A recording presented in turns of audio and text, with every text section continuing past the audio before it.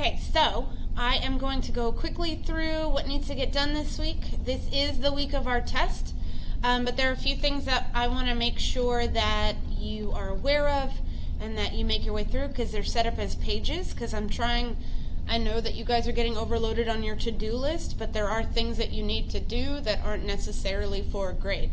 So, we are in week 5. Can you believe it? The video I'm currently making will be loaded with this agenda after I'm done, but I wanted to kind of talk through what's happening. I will be honest, everything this week, for the most part, is individual work and online work, but I did want to make sure that you guys don't spend too much time, for my hybrid kids, that you guys don't spend too much time on these West African kingdoms. You should spend 30 minutes on the Sundiata reading and graphic organizer, and about 30 minutes on the discussion board comparing Mansa Musa to Jeff Bezos. So just, I want you to keep that in mind as you're doing it. I don't want you spending hours on these things. These are so that you get familiar and you start thinking about the West African kingdoms in different ways. Just so you know, last week you should have taken the PCET 2 mini quiz and then started your Ignite talk where you chose your 10 words. If you haven't, just know that it is due today for A Day and tomorrow for B Day. So keep that in mind. And then you also have your Unit 1 test that is this week. So that said, I did provide a calendar for the week for suggested due dates down here at the bottom, and I tried to divide it between hybrid students and remote-only students. To be clear, remote-only means that you are 100% remote. So this is how you should kind of break up your days or break up your time. I wanted to point out that I will be having a Zoom review on our Remote Wednesday this week from 1:30 to 2:30, where I just very specifically talk about specific information that will help you kind of focus your studying for the test on Thursday and Friday. That said, because the test is this week, that means that we are done with Unit 1. So any work that you haven't finished for Unit 1 is due. Whether it's late or missing, like from playing catch-up to 1200 to the Western African kingdoms this week, if there's anything in there that you haven't gotten in and you would like to, you need to do that by Sunday. I will not accept any work for Unit 1 past the test. That goes for any unit, to be honest, because it's pointless for you to give me work that's supposed to help you study or do well on a test that the test is already passed. You understand? So just know that you have until Sunday to deal with any late or missing work. I will not accept anything after that. Okay, so let's kind of go through the module just by using our next button down here. So the first thing is your reading check for 1.6. I would definitely knock this out at the beginning of the week. You should not spend any more than 10 minutes on this reading check. You really shouldn't, okay? Just to be very clear, it is open note. Because it is open note and it is worth only half of a single daily grade, it is not available for redos. So once you take your reading check 1.6, then you move on. Now I did load the AMSCO 1.7. This, at the end of each unit in the AMSCO, they have something that utilizes one of the major skills that AP College Board wants you to practice, using the content from the unit. So often these last sections or chapters are really good for review. So there will not be a reading check over 1.7, but it's really great information because it kind of provides a big picture analysis, and it looks at how all of the different regions that we've been talking about in this unit, how they all interact or how they're functioning at the same time as each other. So for those of you who are struggling kind of putting those pieces together, this reading will be helpful in that. Now here are the West African kingdoms. The first one is the Epic of Sundiata, told by a griot. And essentially what you've got here is you've got an excerpt from the Epic of Sundiata, which is a griot storytelling, a griot telling a story about Sundiata. And then it gives you some background on what griots are and what's happening in Mali and that kind of stuff, and who Sundiata is, so that when you're reading this story, you kind of have a better idea of what's going on. Yes, it is 3 pages, but it's a story, so that should be fun, right? Once you're done reading, or while you're reading, you will open this by clicking on the title. It will open in another tab. The directions are in 3 different places, just to be clear. The directions are on the graphic organizer, they are on the reading, and they are on the page in Canvas. But just to make sure you understand what's going on, you will complete this graphic organizer for the reading. And there's parts about find places in the reading that talks about the impact of Sundiata on the economy, on government, on how the geography impacts the development of the West African Kingdom of Mali, how the social classes are made. Just so you know, wherever you see boxes, there's that you'll just click on that and then start typing, right? Or in here, that's where you will click. For each of the triangles, there's a transparent text box to fill those in. You can fill in both of the talk bubbles. Here, you'll just start typing next to the numbers. Here, you will start typing your answers with both of these, okay?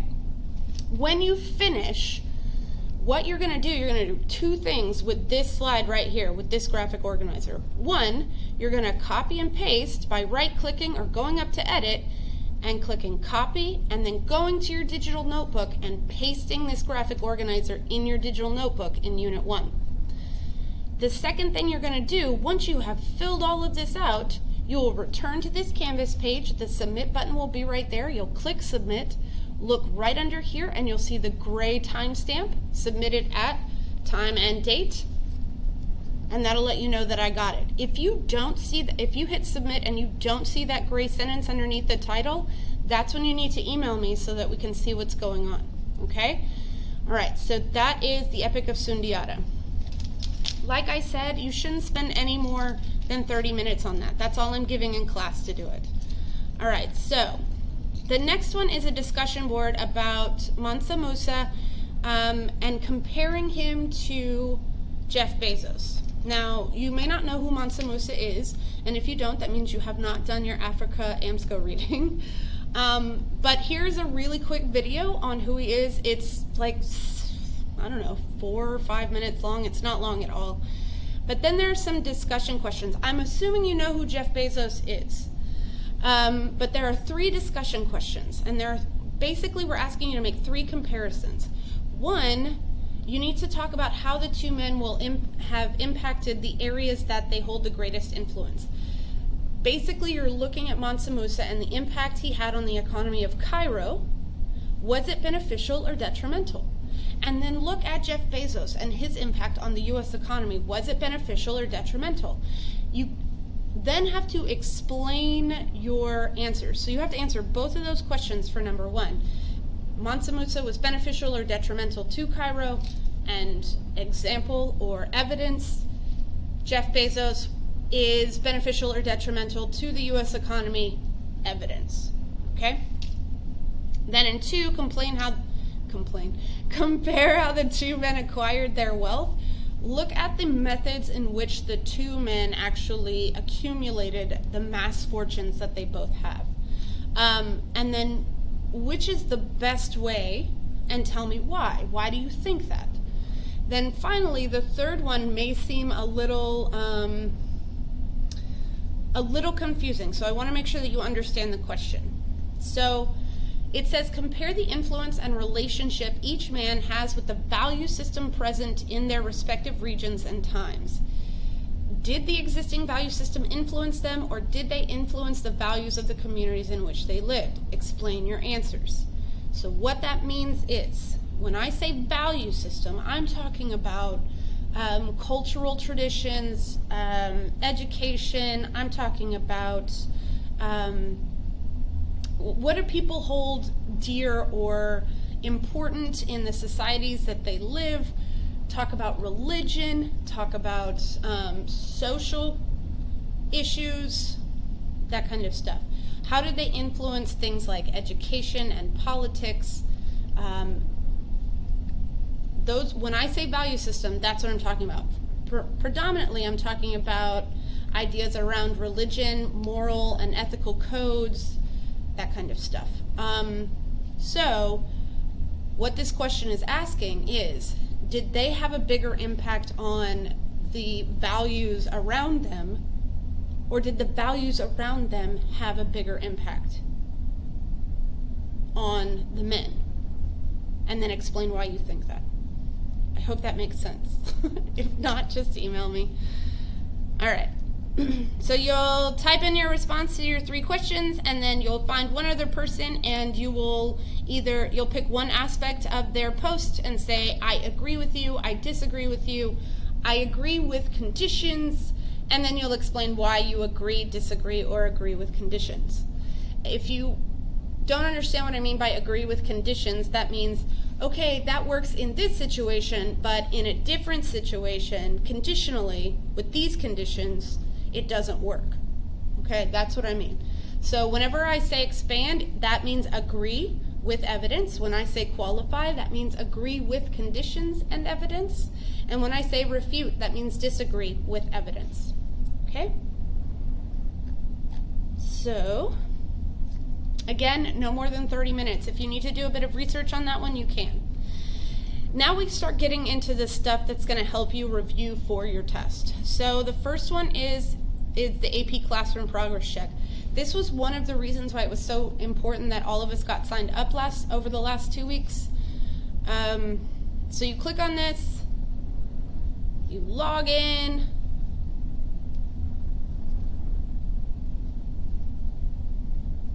you go to AP Classroom. Yours may look a little different, but I think it looks about the same. And then once you get into AP Classroom, you should have an announcement that I have assigned the Unit 1 progress check for multiple choice. Okay? And once that happens, you'll click on that, and it will help you practice the stimulus-based multiple choice questions. So it'll take you through a series of, I think, 15 questions online that will practice reading passages and answering questions and getting used to the content and using your knowledge to kind of get you an idea of how these questions are going to be formatted on your test. I did not time this. Just know that your actual test is timed. Okay? This I actually released on Friday, but just to make sure that you know what's going on, there are a couple of ways that you can do this. You can just put everything just on this single box, on this single page, if you are good at like really succinct information. If you're like me and you have to put a ton of stuff, then here are zoomed in versions of all of the regions and spiced tea boxes. Once you get done, this is essentially helping you kind of figure this stuff out. I will tell you, if you go to our website, worldhistorynerds.weebly.com, and you go over here to History Notes, give it a minute to load.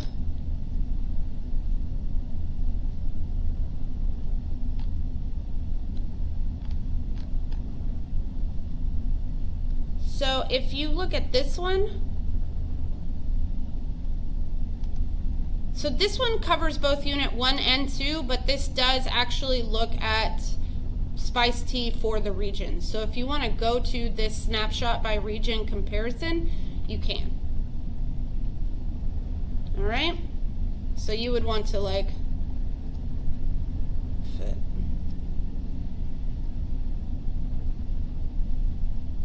This is just weird. There should have been like an arrow here. Ah, here's this one though. There. So you have social, political, environment, cultural, economic, and technological. And it basically has all of the different regions. It's all right there. So if you want to read through that, you can. Okay. So once you complete that, then you'll submit it when you're done.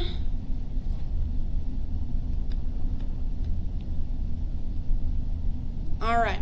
Here are some more tools. Again, there's a review website there, the quizzes to help you practice just really quickly, basic content. And then you will take your test. Now this is how the test works. It's actually 2 parts.